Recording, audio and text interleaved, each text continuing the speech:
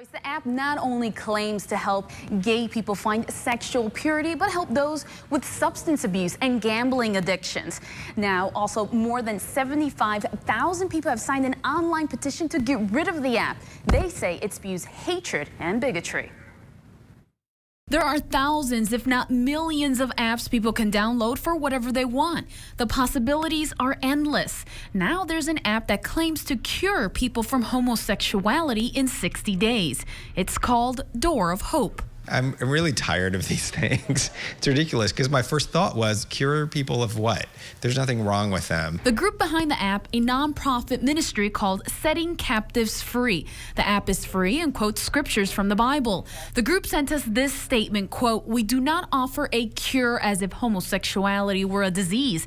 We present a way of life. His name is Jesus.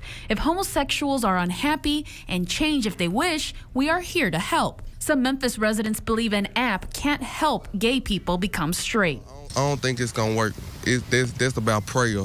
I just believe in letting people believe in what they actually want to believe in. But as far as an actual app that would cure you, I just don't believe in that. Others believe it's another trick to get people's money. That's kind of like over the head there. That's kind of like it's out there.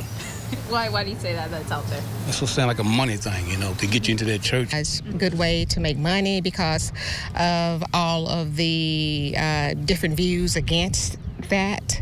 An online petition against the app started last week. More than 75,000 people have signed it. iTunes Store no longer offers the app, but you can still get it on Google Chrome. The Memphis gay and lesbian community wants the app banned for good.